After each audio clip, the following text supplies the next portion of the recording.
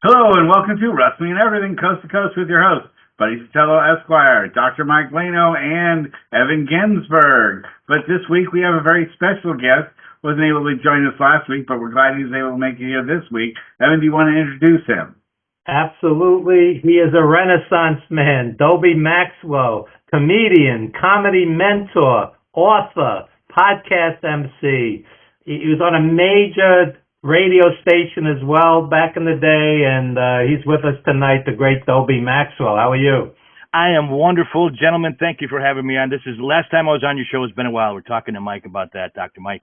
And it's great to be back because I had a blast last time. You guys just know what's up. It's interesting on your show. Well, you've never been on Wrestling and Everything Coast to Coast. This is your first time. First time here. Show. Yes. But Dr. Mike and Evan have had me on before.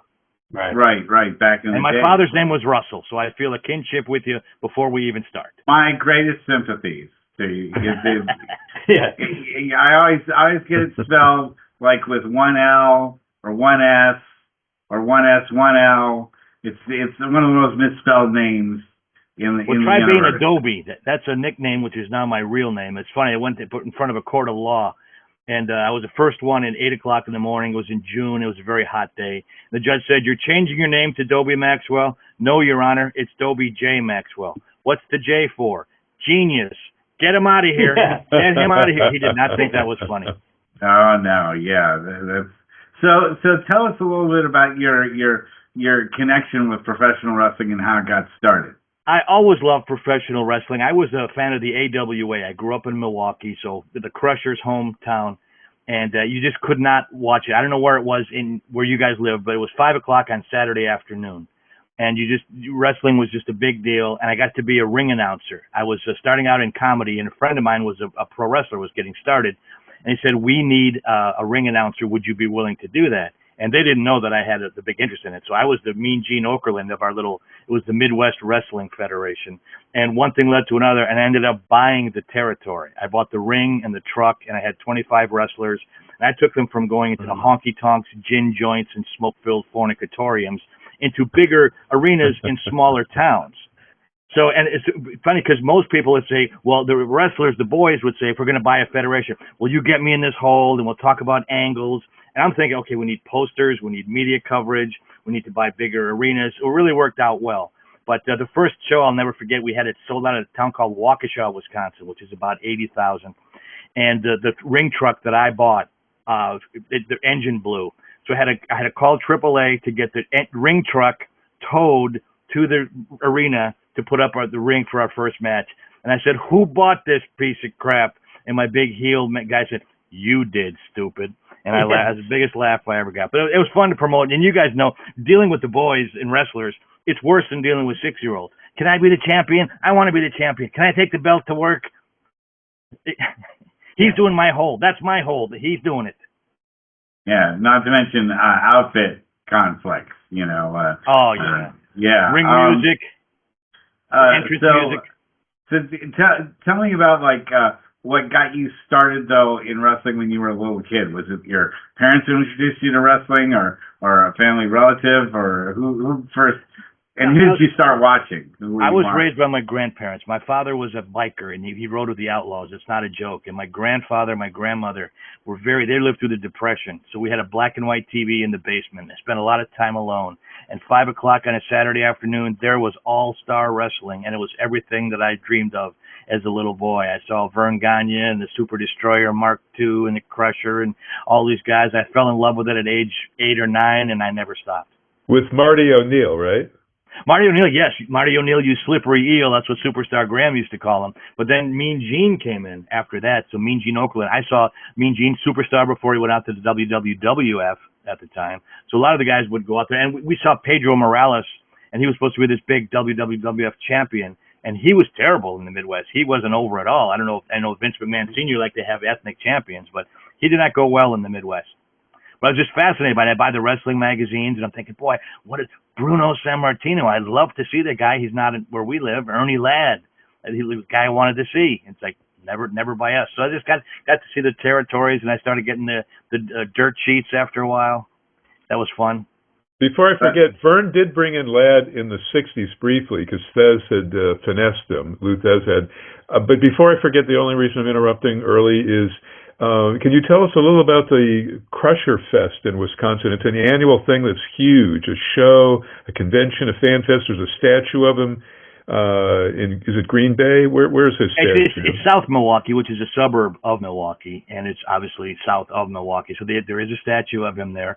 I got a chance to meet the Crusher. I was a local radio personality and comedian in Milwaukee and did it at a New Year's Eve show at a hotel that had a revolving restaurant on the top. It was a Hyatt Regency, big deal for Milwaukee. You guys are East Coast, big buildings are no big thing for you, but this was a big deal in Milwaukee. And there's a glass elevator that you could see outside. There's 30 people in the elevator. It's New Year's Eve, and there's a guy in the back talking like this. I said, "Who's doing a bad impression of the Crusher?" And we got out of the elevator, and sure enough, that was the Crusher. "How you doing, kid? All right, nice to meet you." No, but they have an annual Crusher Fest. Crusher Fest, yeah. And it's like there's not too many, I hate to say it, a lot of the old guys are not alive anymore. So pretty much everybody that's new has been through there, so now it's kind of a rehash thing.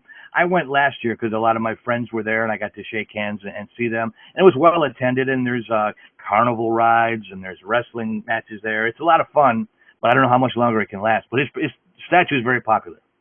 People had to get their picture taken with the statue.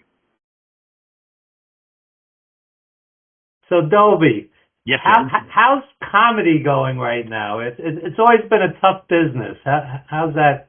It's even tougher because I can find the little thing that's ruining it right here. I hope you can see it right there. It's the iPhone. It's ruined any comedian ever that you could see, including me, is on that phone, and it's hard to get people to pay to come out and see you. And I came through the '80s, the boom years, and it was wonderful. And now it's hard to get booked. I can't even make a living anymore. So I hate to complain. It's just how it is. It seems like it's one extreme or the other. You have these, huge stars playing arenas, and the other end is it's just tough for a lot of guys. Guys like me who have been up to the clubs, I can go out and do an hour-and-a-half show by myself. Don't have to swear. I've been around for 40 years. I know how to work it. It's like a wrestler can work babyface or heel depending on the situation. Now you get guys that are TikTokers and YouTubers. They get on there and it's like, well, they have 1 million followers, but they don't have a 10-minute act. Right. So it's guys like me will open for them, and it's a uncomfortable situation. How about combining a comedy show with a wrestling show, or maybe have comics open it up, and then you get maybe both genres and have a respectable, audience that you deserve? Well, thanks to Evan, bless his heart, he turned me on to Johnny Valiant, and we were pretty good friends there for a while. Evan turned me on to him and introduced me because Johnny wanted to do comedy, and we talked a little on the phone. We never met in person, but we were trying to negotiate something to do exactly that. And then he tragically had his accident. But, I would love to do something like that. I think a lot of people that are fans of wrestling are fans of comedy. Can I make a quick suggestion? You can. I trust anything you say. As Johnny Valiant's quote-unquote shoot manager, we did one-man theatrical shows, and I think you'd be perfect for that. You're telling me your dad was a biker. This isn't like an ordinary childhood, No, it's not. Well, I do have a one-man show. It's called Schlitz Happened, an old Milwaukee Blatz from the Pabst.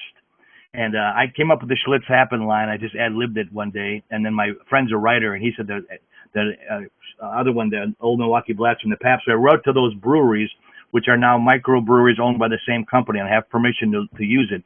Not only was my dad a biker, Evan, I think you know the story. I have a book. My best buddy, since we were kids, robbed a bank that he used to work at, and he robbed it twice, same bank. And he was wearing a gorilla suit and a tuxedo and helium balloons. And the book's called Monkey in the Middle. He tried to blame the second bank robbery on me. I had to wear a wire for the government and get him to confess that he did it. And I sent my best friend to prison for 6.5 years. And if any of your listeners would like to have a PDF copy as my gift of thanks for being on the show, I'm more than happy. I think, Evan, do you have a copy? I'll send you a hard copy if you want to, but I'll send you a PDF, whatever you would like. But he's always been great at promoting it, and I'm very grateful. Okay, sure. Me too, please. Yes, sir. It's a great story, and I can say that because I didn't write it. I didn't make it up. It's just a true story that happened. And everyone says, man, are you guys still buddies? No. The last time I talked to him, I had a wire on for the FBI. He did prison time. I haven't seen him since. But he was a big wrestling fan. Has he gotten out of prison, though? Yeah, he's been out a long time. And I started on a big radio station, The Loop, in Chicago. That's a huge radio station. And I started on the air the first day when he got out of prison. That's how the fates worked out. But I never heard from him since. And the FBI guy said he won't. He talked a mean game. When they get to federal prison, that's a pretty tough thing. He says he'll probably never contact you again, and he hasn't to date. But I always think I'm going to get on a show like somebody like you. You'll find him and say, "Okay, Mr. Smarty, here he is." We got. Dobie, who was that? Your audio cut out. Who got out of prison, or who was in prison? The bank robbery. My best buddy was a bank robber. So my best friend is child. Sounds like a movie Holy title shit. right there. My best friend was a bank robber. But well, I did. Hey, wait a minute, Evan, you got to do a book with Dobie. He's got He so has many a book stories. already. I have a book. I'll send you a copy. It's my pleasure to send you a copy. Thank you, Dobie. Do you watch any wrestling now? Do you watch any product? I feel so old. You damn kids, get off my lawn. I can't watch wrestling anymore. It's all talking back and forth. I like the whole storytelling through the matches, and I watch archive matches, but I can't watch it. How about you guys? Do you enjoy it now? Well, when you say get off my lawn, I'm joining that club. I just turned 59 today, so you know. Well, you're young. You got a long way to go, buddy. I don't know. My kids let me know. Happy how old birthday. I am. Yeah, Happy birthday, Russ. No, Dobie, I have to watch every night. It's every night. Like, that's why I'm leaving early, because I got to type up in real time the training LFG, the WWE thing on A&E, and then they have two rivals. One is called Mic Drops. Okay. He's breaking up. It's exhausting, but I'm with you because Vern promoted in Northern California. He used a guy who wrestled for him in the 60s, but he was a famous 49er, Leo Nomalini, as a figurehead. Mm-hmm. Yeah, Oakland, San Francisco. He played with the San Francisco 49ers, was a superstar in the 50s, 60s. And he actually, for a long time, held an outdoor record in Northern California for a wrestling show with Lou Thez, who carried him to a match, because Leo wasn't the greatest in ring. But Leo, from about when Roy Shire retired, and he begged Vern to send him Ray Stevens, but Ray refused to come back to work for Shire. Pat came, and he retires after his last 18-man battle royal in January 1981, and then Vern and Vince came in to pick the crumbs of the territory, and Vince ran shows for about 8 years with the AWA in Northern California, like every other month. So we had AWA TV that came on immediately after the Vince TV, which Vern's TV was much better because, you know, they're real athletes without idiotic gimmicks. That's the thing. Vern was one of the boys himself, so I think the product was quite different. And it was. I don't think it gets the national recognition that it deserves. But growing up as a strictly AWA fan, boy, no, I would get it. I would see it in my parents would take me sometimes in the late 60s to Hawaii and Honolulu, and they got Vern's TV there. Vern was into actual athletes like Dale Lewis, people that were collegiate wrestlers and all that stuff. So he got a lot of guys in well before he started. You know, he broke in. His first class was Flair, Steamboat, I think Sarge and Iron Sheik were the second year class. You know, Billy Robinson and Vern taught, but you know, Vern's territory was a great one. Sure, there was only one angle a year, but when that thing would happen, it would, you know, pop. So it was very old school compared to. But I love Vern's TV. I loved all the territories TV. Everything was unique in our day. Did you see a lot of live matches? I wish I would have seen other. Oh no, I had to cover all of Vern's shows because I was Roy Shire's only ringside photographer for his program, and then his publicist Davey Rosenberg said, "Mike, we're not going to go to work with Vince. We're going to go work for Vern." But I did come in to shoot some of Vince's shows, but all of Vern's shows. You know, we brought in Brody and Hanson and the Road Warriors and the Fabs, but that was, you know, in the 80s. But I went in the 70s quite a few times, like Chicago Amphitheater, saw Bruiser and Crusher beat Ray and Nick for the tag straps, and a riot happened after a happy riot, not the violent riot. Happy riot. Evan and I, where a fan who loved Bockwinkel but hated Vern as the babyface, he shot at the ring. You remember, like 74, 76? Sure. He shot at the amphitheater, yeah. Did you ever get a chance to meet Nick Bockwinkel? I worked for him. He was my CAC president after Lou Thez put me on the board of Cauliflower Alley Club. So, no, I'd known Nick since basically driving around with him and Mike Ratcher in '74 all over Wisconsin, all over Illinois, and the various other, even Winnipeg. I shot up there and rode with Nick when he met Flair, belt versus belt in Winnipeg. And that was like 1979, something like 81.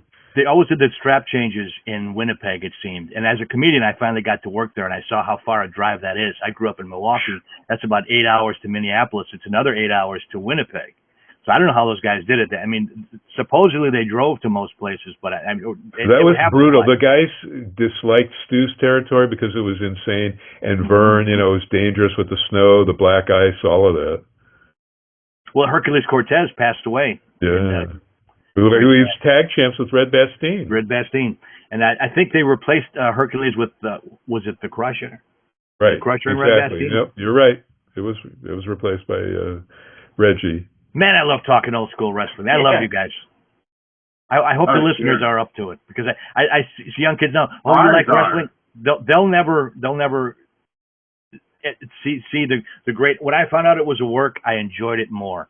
I love them. I met Nick Bockwinkel the first time. I used to take my paper route money and go down to the arena and boo the living hell out of you. And he just smiled and said, "That's the whole idea, son." And we hit I didn't see this. I got to tell you this. I'm sorry I'm blabbing, but I'll go. No, go ahead. Early. I was there for the show in Honolulu at the HIC, but not for the shenanigans. Ray, Nick, and Heenan went up to Mount Haleakala, took off all. Your audio's breaking up. Like in Maui. It's a big thing to go up there. Is my audio breaking? Yeah. Yes, a little bit. He's frozen. Who's frozen? Mike. Doc or me? Okay. Mike's frozen. Turn the router upside down and shake it. You gotta unplug it and replug it back in. Jiggle the knob. Well, don't worry. He'll be back with the story in a bit. But in the meantime, I'd like to ask you, Dobie, since you took over a promotion, you ran the promotion yourself. Yes, Tell me some of the lessons that you learned from being a promoter and putting on shows, and what do you think it takes for a promoter? We often talk about this on the show. Things that promoters can do to make a show successful, and things that promoters do that kill a show.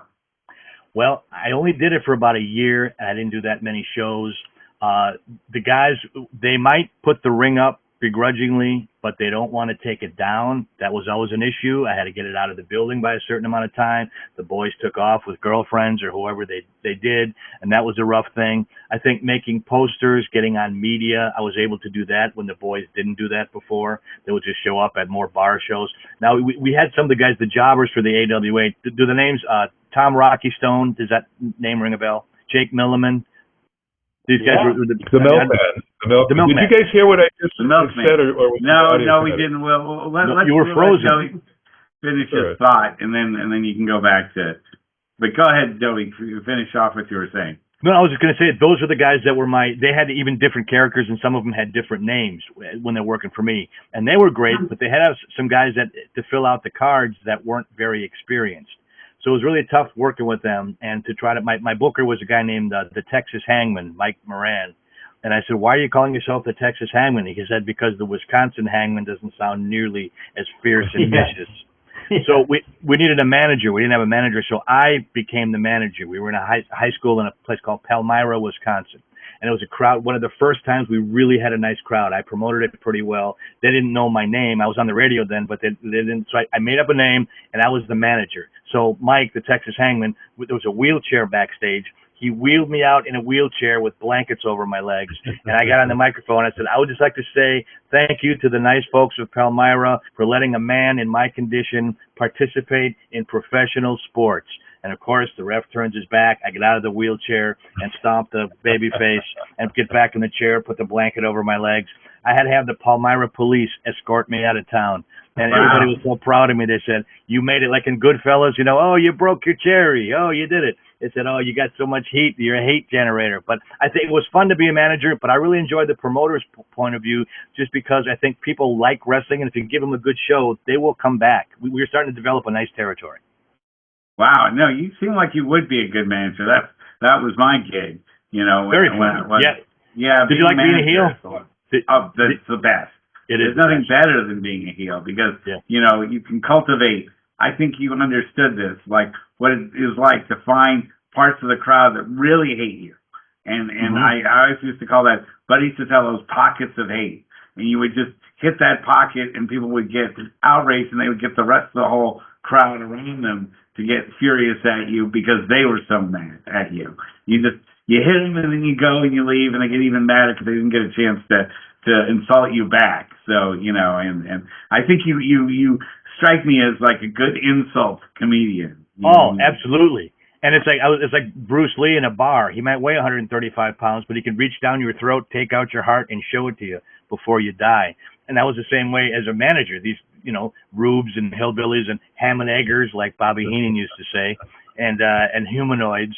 So they would say something to me, and I'd hit them back with 4 insults, and they were kind of fascinated. So yeah, it's that good heel heat. Because same with Heenan, you hated him, but boy, he was sharp and funny and witty and all that kind of stuff. Now, did you guys ever meet Bobby Heenan? I did once. What was your experience? I told him about, I asked him about being a manager, and he said, hey, I used to work crowds of 50,000 people, and now he's like, how many did you work in front of? I'm like 500. He's like, well, as long as your dick works and you're having a good time, keep doing it. And I was like, all right, Mr. Heenan, yes. No, he was very funny, and shortly after he came down with the throat cancer stuff, it was sad to see the end of Bobby, the way that from such a vivacious guy to being unfortunate shell of himself physically. It was sad. Couldn't agree more. And I got to meet him one time, and I always heard what a great guy he was and how funny. He was having a bad day for whatever reason, and I dropped one of the names of my guys, Tom Stone, whose real name is Steve Hall. And I said, hey, Steve Hall, and he just, for whatever reason, he's not my friend. I don't know who you are. I don't know who he is. And he just was going on a big, long tirade. I said, look, I'm sorry. He told me to say hello. I'm very, very sorry. So for whatever reason, I caught Bobby on a bad day, and we just did not hit it off. He had a short fuse. I did most of the photos for both of his books, including even some of the photos I'd given him over the years. He forgot who took them. And he just said from the family archives. But I knew Bobby well, and then he did one of my daytime talk things. I had the Cauliflower Alley started doing these daytime seminars around 2004, and mine outdrew Bill Apter's only because I was given 2 days. Somebody no-showed. I was asked to put on a daytime seminar. We had Lawler, Lance Russell, Jeff Jarrett, Jim Ross, if I didn't mention him, Howard Finkel. Heenan was there, but he couldn't talk by that point. But so we packed. I had the largest crowd. It was over 2 hours, where all these, I had all those guys and more on the dais. Jerry Briscoe, Pat Patterson, who was a color commentator with Vince McMahon. So it was just called the greatest voices in wrestling is what I called it, whether they were a ring announcer, a TV announcer, play-by-play guy. But Heenan got a standing O when he came in, so I was real happy. So I stayed in touch with Cindy, his widow, until she passed, and now the daughter. Jessica's daughter. Yeah. But Bobby, though, had a short fuse. I say that because in '75, when I spent like a good month in St. Louis and got to shoot at Kiel and 2 Wrestling at the Chase, Heenan was there with Ray, and Ray had a 20-minute Broadway with Pat O'Connor, which I marked out for shooting ringside. Oh, yeah. And at the Kiel. And Heenan held court, if you can imagine this, at the Wrestling at the Chase was Sam Muchnick's hotel, where he the boys would stay, but there was a huge area where they did the television show. So it was, I don't think there was any venue like that in the world where the hotel where the wrestlers stayed, a glamorous hotel. They also filmed it. So after a Kiel Auditorium show, everybody's drinking in the bar and it's kind of shut off from fans. And there's Bobo Brazil, Dick the Bruiser, Rocky Johnson, Harley Race, Dory and Terry, just a wealth of wrestlers, and Heenan was just holding court, and some non-wrestlers would come up, and he would just rip them a new asshole, and they would get away, and I go, oh, gee. So I told him that later. We actually got to be friends starting around 1997, But you know, that I was afraid to even come up and approach him because I go, well, I don't want a new asshole. The one that's working just fine. Yeah. But he was so nice. You know, you get him, or you'd be at his house or at a function. Like Bockwinkel and I at the very first WrestleCon. I'm going to wind this up. In like 2005 in Tampa, it was already overbooked, 105 pieces of talent for the autograph signings. But Bockwinkel was transed in. I was the event photographer, and we called up Heenan and Pat Patterson, who lived in the area, but they'd never been to a fan fest before. So we just invited them to lunch, and then we drag them to this fan fest. They're besieged by fans, and Heenan looks at Bockwinkel. He goes, "I'm going to get you, motherfucker, for this," because he couldn't leave. They were all over him. So he wasn't being paid, and he must have signed about, I don't know, 800 autographs and took free Polaroids. He wasn't making anything like all the other flown in talent. Everybody in the world was there. Briscoe brothers, Funk brothers, Harley, Bruno. God, it was something else. And Heenan did have fun, he later admitted, and he started doing fan fests after that, but he did not like that first one. Just way too many marks. Well, I mean, it's a tribute to him, isn't it? He stands out among all those guys. He was the most topical guy. I mean, if there's a Mount Rushmore, I mean, he's at the top, and Lawler maybe a little bit down in terms of bringing current events up while they're doing color commentary. He was the best. Whether it was in Atlanta, people forget about his stint managing in Atlanta in the 70s, giving Gordon Soley abuse. He was just amazing. Well, it's funny because I didn't really know how the territory system worked until later on, and then he supposedly got suspended from the AWA, and he went to Georgia to be near his daughter, which I found out later. And to see him on Southern Wrestling when I started traveling, it was so surreal. It's like, wait a minute, he's ours. He's our, and he was just as over down there too. Do you remember who he was managing? Wasn't he managing like Mass Superstar? Who was he managing? Mass Superstar was Carl Cox. Carl Cox, yeah. What was the other guy? Don't know the other one. Oh, and you know what? He went down with Ray and Nick to Florida to work for Eddie Graham prior to the Atlanta thing. The Atlanta thing was maybe 1979, 80, 81. Mm-hmm. But he went down to Florida, and to see Bobby there, he said, I don't know, but I don't know if his daughter or who was there at that point, but that usually was why Heenan would go to a different place. What's always amazing to me, though, Eddie Graham had his own thing down there, and I don't think he got the glory he deserved nationwide either.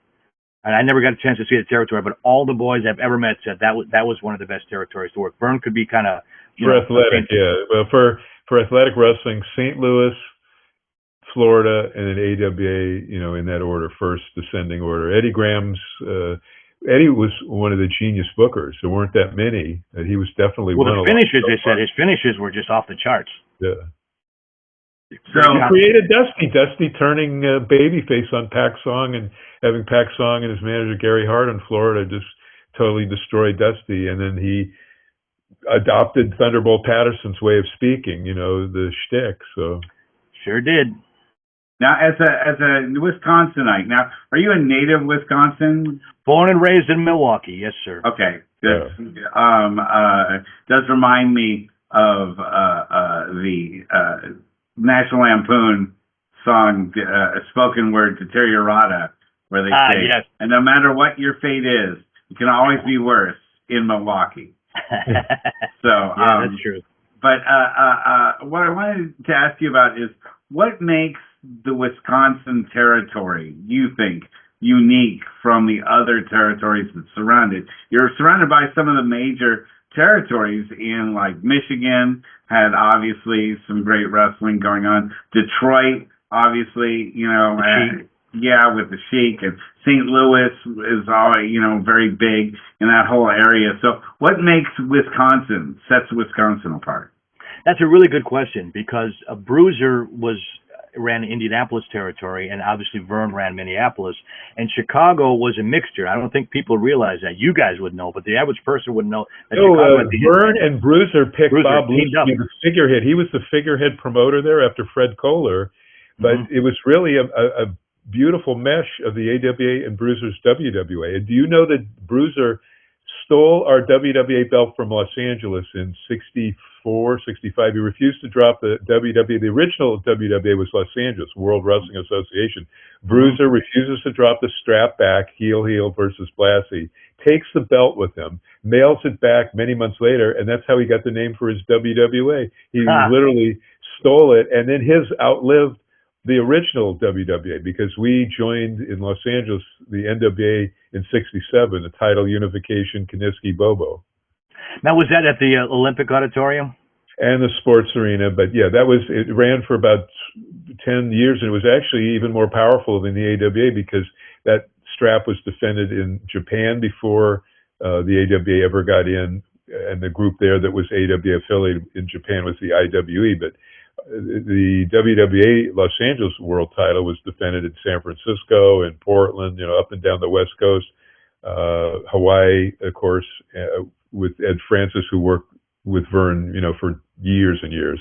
Now, Russ Francis and Billy Francis came in to work the AWA. Those are the kids. Those are promoter Ed Francis was a worker before he was a promoter, but those were his kids, NFL players. Russ Francis is one of the great all-time 49ers. But they wrestled too. They wrestled, of course, Russ was the biggest of the sons, but they wrestled, I think, both Francis kids in the WrestleMania 2, the Battle Royal. Ed Francis had magnificent cards. Listen to this one very briefly. Evan's heard this a million times.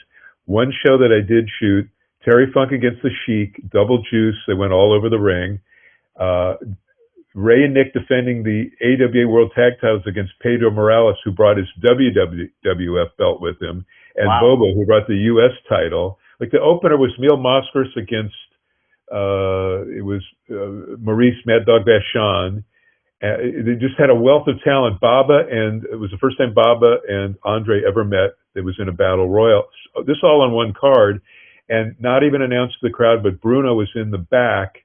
He was on his way to Japan. He wanted to get a tan, and he wanted to see his friends. So he was never announced. They didn't even bring him out, which Ed Francis should have. Bruno Sammartino was in the back with all of these guys.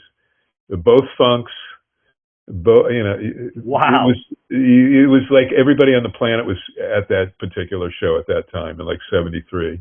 That's the card of the decade, wouldn't you think? It was pretty amazing. I mean, just Andre is straight out of Montreal, where he was working as Jean Ferret, the French lumberjack, before he became, under himself, Andre the Giant.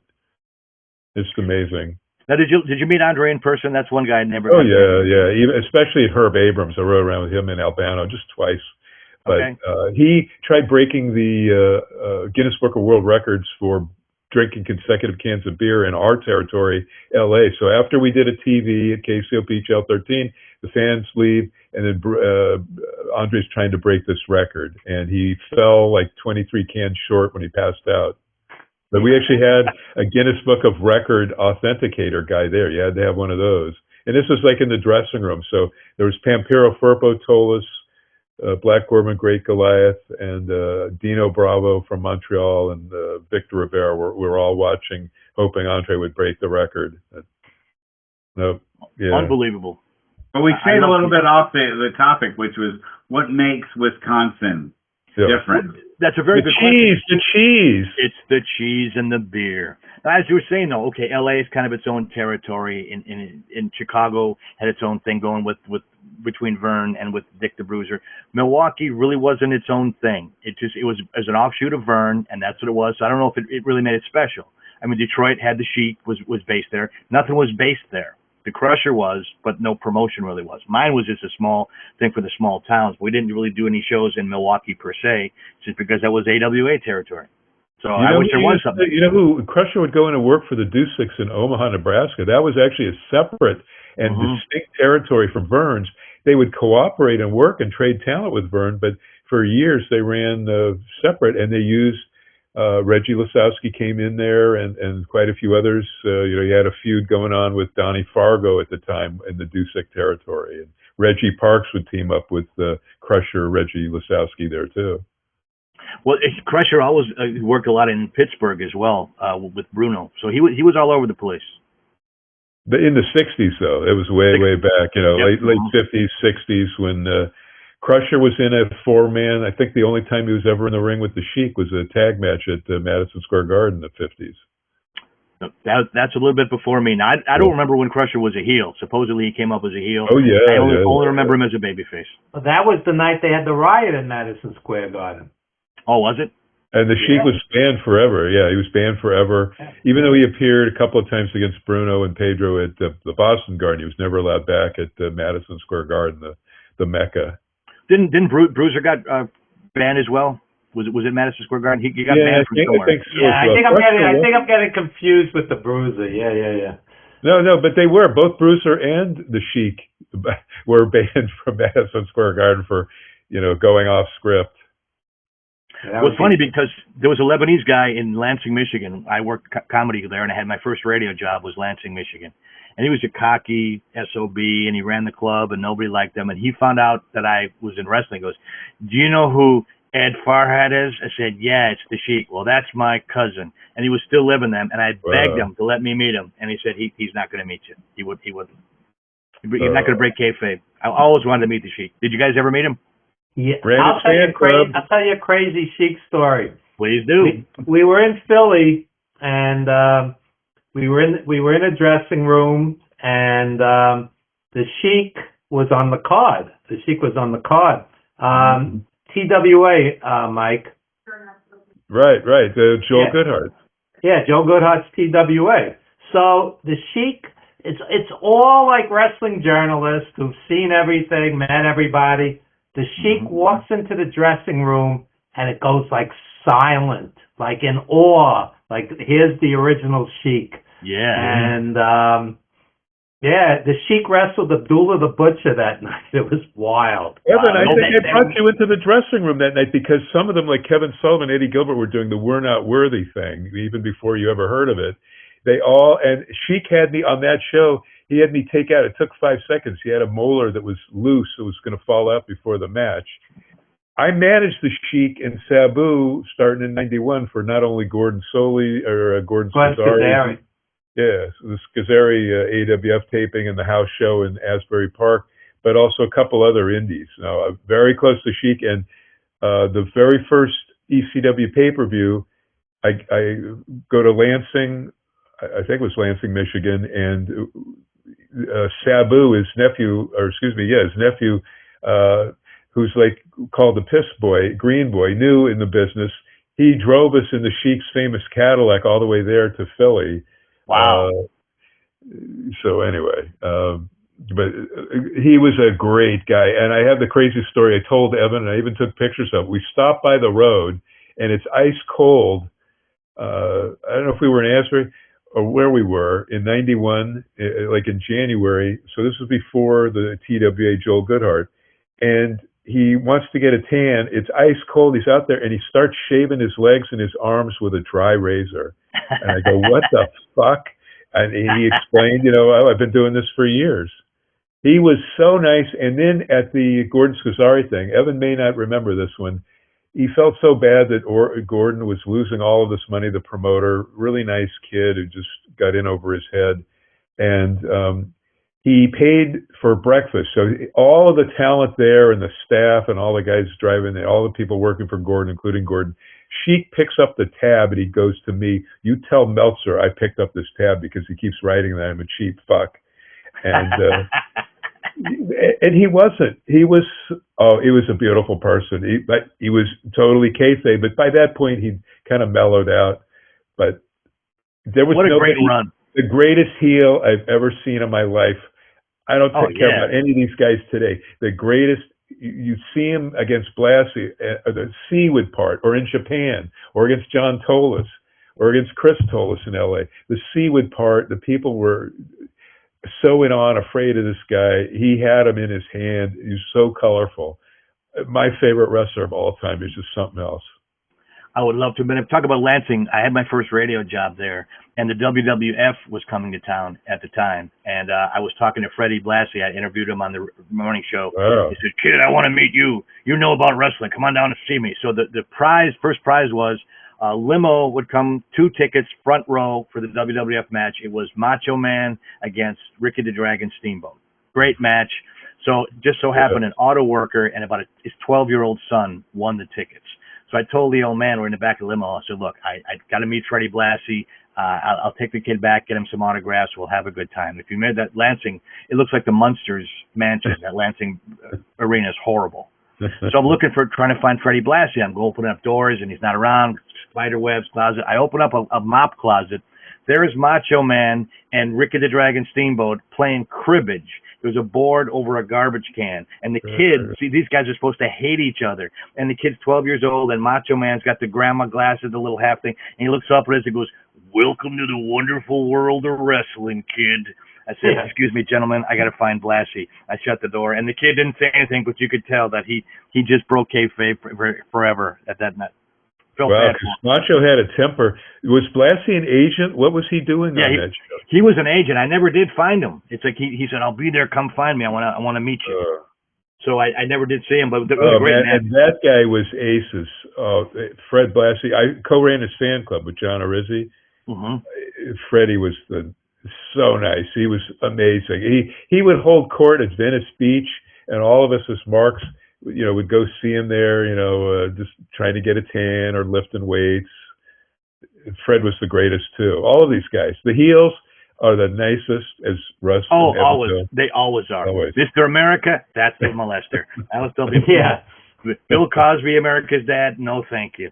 Yeah. Give me the heels. Blassie, America's dad. Freddie bite. Freddie bite. People forget he was the first vampire in wrestling. When he was a heel in L.A. before the Sheik, in a series of 3 cage matches, turned Fred Blassie heel, Blassie Sheik, with Abdullah Farouk in the shark cage above in the last one.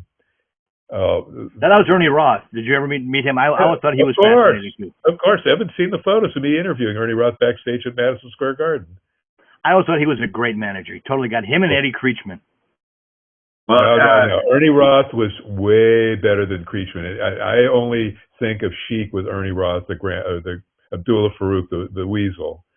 I think of him as the Grand Wizard, and he was always. You had to see his work with the Sheik is completely different, Russ, than what he did as a. I know there's not that much of it. There's not that much video. Well, there is online. You can see the Detroit TV from 71, 72. He's amazing.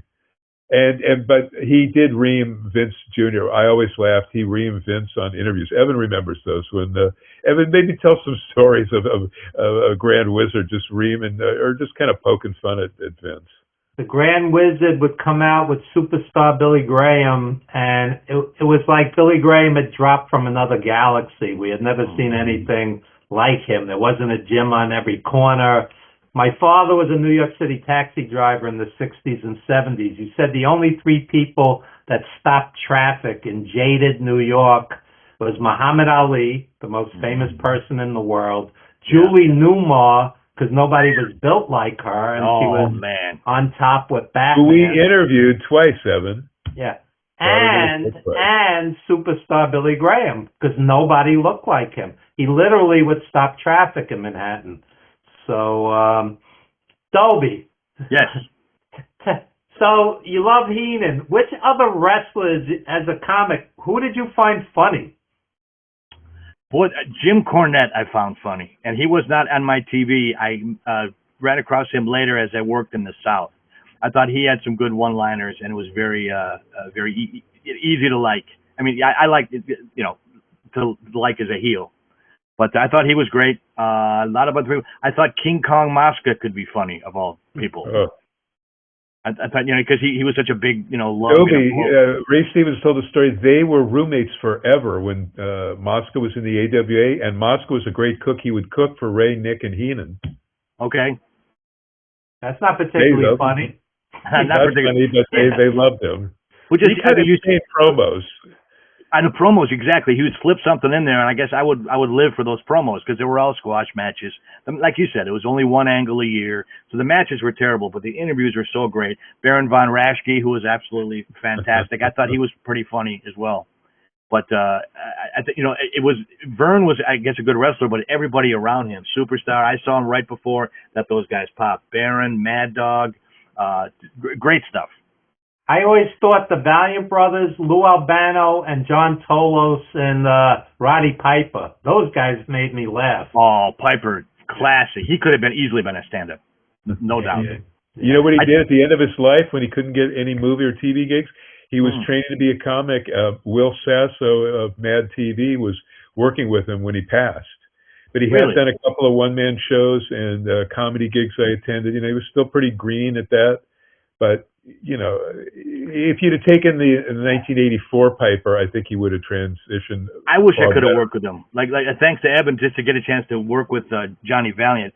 He was very easy. And Mr. Maxwell, my name is Tom Sullivan. I've known as Johnny Valiant. I said, I used to come boo to hell. I know who you are. I'm a huge Valiant mark. And then he really perked up.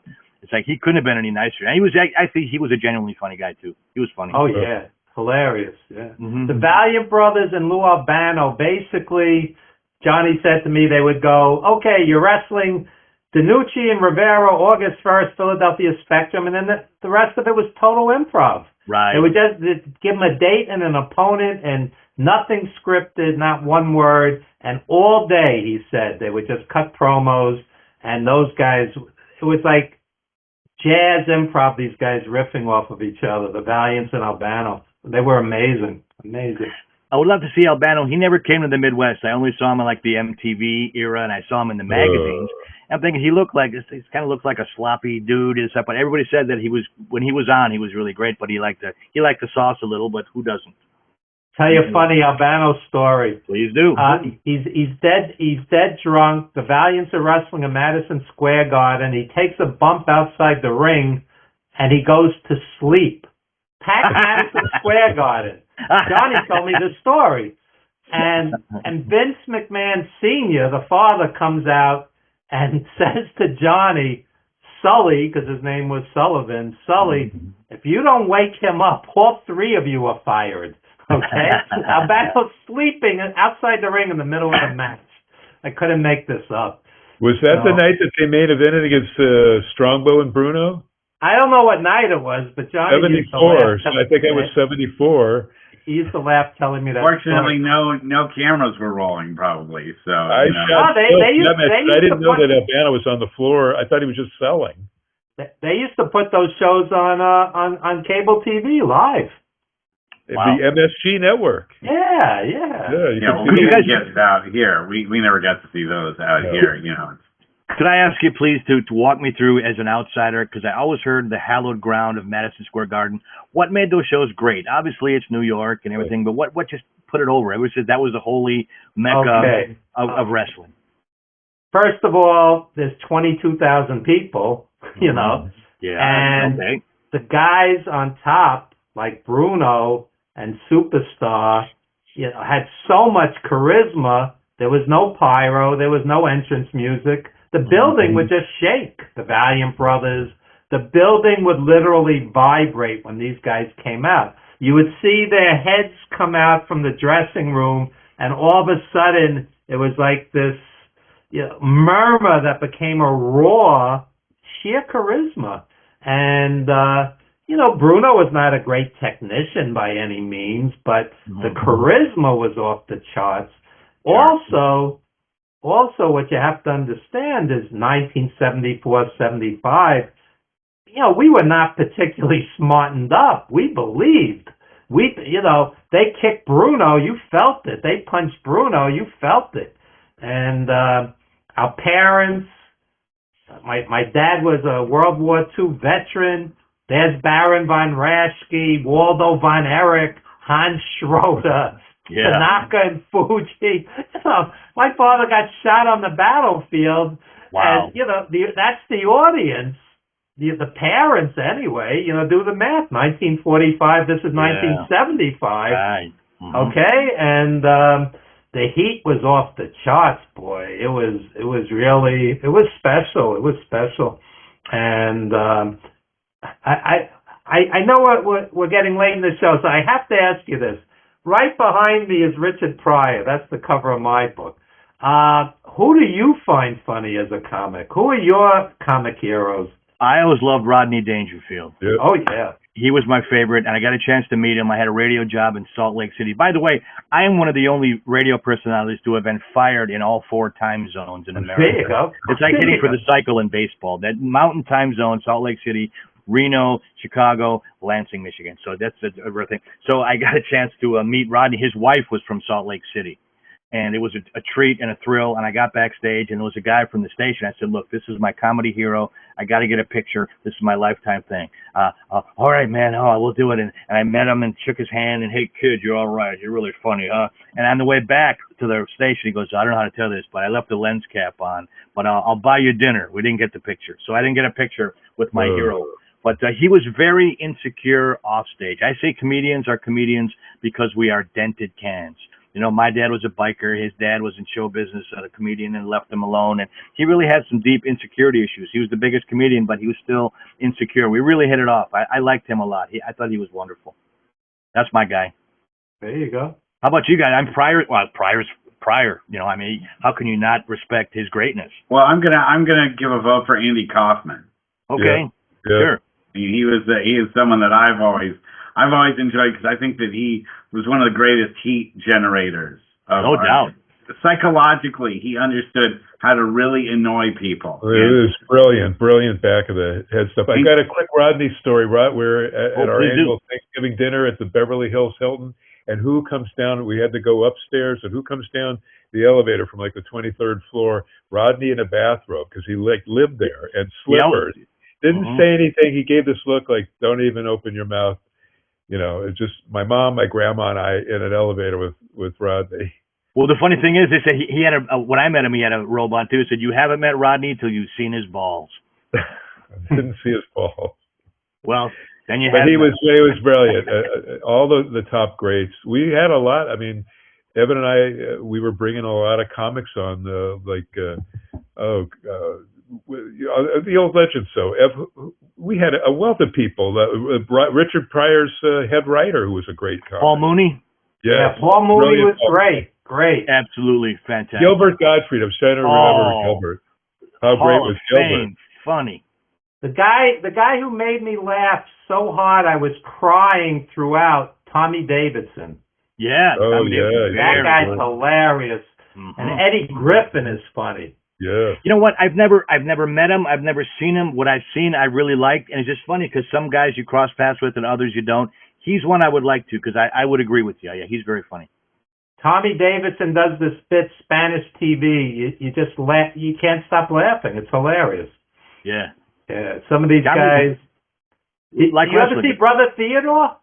You know what? I seen him on TV, but I heard on Letterman. He was on Letterman all the time. We used to see him live in New York. He had a cult following. He'd come on like late night in this little theater, and that guy was brilliant, Brother Theodore. Yeah, the chemistry between him and Letterman was. What's that, Dobie?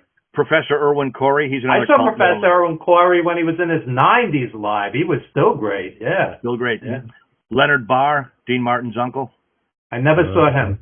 Oh, he was wonderful. Check him out. He was almost a dancer. He was a goofy-looking dude, and he was just old vaudeville lines. His opening line, "Hi, how do you like me so far?" That's an old line, but and he claimed to be Dean Martin's uncle. I don't know if he was or he wasn't, but he could move. He just had an acrobatic, athletic body. Look him up on YouTube. He's long past, but that was one guy I would love to have met. Sam Kinison. Yeah, Sam Kinison. I met Sam Kinison. Okay. Now, I was going to say the ultimate stand-up, as far as I ever got to see, was Robin Williams doing the San Francisco He would be at the Golden Comedy Gate, the comedy day, the free comedy day in the park all the time. Sat behind him, his then wife and his kid. I've got photos I took of him, and Whoopi Goldberg came to that one. So I'm in the middle of Whoopi Goldberg and Robin Williams, just because I was a photographer there and kind of bullshitted my way into having them pose with me. So. That all Robin Williams could just riff off the top he could do of his anything. head. He was a complete ad-libber. I'm so old, I go back to Henny Youngman. How funny was that guy? Well, yeah, on totally Ed Sullivan. Henny Youngman was great. All those old comics that were on Soupy Sal. all of them were great. Soupy, Buddy Hackett. Fucking funny. Buddy Hackett. The good thing, Buddy Hackett's awesome. The Duck story, Duck Hunter, the classic. But the thing about comedy, it's like when the media advances, comedians have to come up with new material. Those older guys in vaudeville, they did the same act for 40 or 50 years. Yeah. It is polished to a fine shine. And you have to come up with new material all the time. It's not the same. And a lot of times it looks like an ad lib. It looks like it's off the cuff. But really, it's been worked out just like wrestling moves. You know what I'm saying? It's very, very similar. Comedy and wrestling, I always said, was so similar. I talked to my wrestling friends. It's like the travel is the same, but you don't get slammed 1,000 times. So it's like, yeah, I will say that. And for anybody, just an asterisk, Robin Williams' birthday was July 21st. So it's this week. So I'm glad we're talking about him. Wow. Much respect. Yeah, 2 days after mine. And Hi, July happy birthday, 20th, Happy birthday, Russ. Is July Russ today's your 20th. birthday? Today. Moon landing. Happy birthday, Russ, again. Yeah, and Ron Williams went to the same high school that I went to in He Northern was a Bay California. Area, Northern California legend. I lived there for 40 years with my wife. Russ is still there and miss it every day. Who knows what July 20th is in history? Moon landing. Okay. And also the day Bruce Lee died. Oh, I Oh, did not know wow. that. Okay. And July 20th. Yeah. Too Wow. long. He was Wow. real tight with Gene LaBelle, Evan. I think you know that. Judo Yeah. Gene? Yep, Judo Gene. And you still work out with one of the people that knew him, right, Evan? You're one of your Qigong pals. One of my Tai Chi teachers, and I recommend Tai Chi to everybody, she's 87 years old. She's out there balancing on one leg, throwing kicks, doing hip rotations, and she says very nonchalantly, Bruce Lee was my friend, and she goes, quote, he was a rascal. He was always in trouble, Wow. Yeah. So, We yeah, love to yes. Legendary. So, Dobie, I hate to admit this, but we are at the end of the hour. Let's get thanks for Dobie having me. back let's get Dobie back as soon as possible. Anytime. I I apologize. I missed last week, and this week with the power outage, Evan's going to hate me and all the boys. So No, no. You made up thank you, for it. Russell. Thank you, You Evan. made up for it. But tell Dobie, please everyone- plug anything you want. Yeah, please. Okay, if anybody would like a book, my name is Dobie, J is in genius, Dobie J Maxwell, DOBIE @gmail.com. If you heard me on the show, say, I want a copy of that book. Evan, tell me where to send it. I will send you a copy too to pass out to the boys. Nobody has ever not liked it. So if you don't like it, you'll be the first one. But it's 2 bank robberies in there, not 1, but 2. Talks about comedy, talks 2 about bank wrestling. robberies for the price of 1. 2 for the price of 1. Wrestling is in there, all kinds of good stuff. You guys, I think, will really enjoy it. I really appreciate you having me on. What about your social media stuff? Are you guys? Oh, you know what? I have I think I have what's not MySpace? What's the one before that? I don't know. I should have a Facebook. No, what's the one? Is it MySpace? Is the one that's Instagram, maybe? Instagram? No, I have a Facebook group. It's called the Maxwell Method of Stand-Up Comedy. We have 6,000 aspiring comedians from all over the world. We have a lot of Tom Dreesen was in it. He just passed away. Frank Sinatra's opening brilliant. act. Jimmy Brogan was Jay Leno's head writer. He's in my group. There's a lot of good people, and I want to join that. I want to Come on up. Join us. Nice. And I Nice. have a question of the day. I have a lot of things that nobody helped me when I started. I always try to be the mentor and the comedy big brother that I ever had. So I'll send you guys. I have a starter kit, 72 pages of just how to be funnier in your life. So I try to be a good guy when I'm in hell, so I can have a little shot glass full of cold water, saying I was a nice person to people. My dad was a biker. He was a jerk. I want to be exactly the opposite of that. You certainly are. Jimmy Brogan used to host a nationally syndicated nightly. It was a comedy game show. I can't remember, like around 75, 76. Oh, okay. Was it Make Me Laugh? Yes. Okay, could be. He's And a that's wonderful the guy. first time I saw Arsenio Hall. He was like a young kid on that show. Now, I started in Chicago and Milwaukee are 90 miles away, so I started going to Chicago, and Arsenio Hall had just left like a month before. So I had heard his name and was, yeah, you're filling the void. Arsenio Hall left. You're the new guy. So he did very well for himself. I heard he's a pretty nice guy, too. Yeah. Well, thank you, Dobie. We really appreciate you coming on the show, and we'll have you on again soon. It was very entertaining, and look forward to it. See ya. All right, we'll see everyone next week. Good night, everyone. Good night, lads.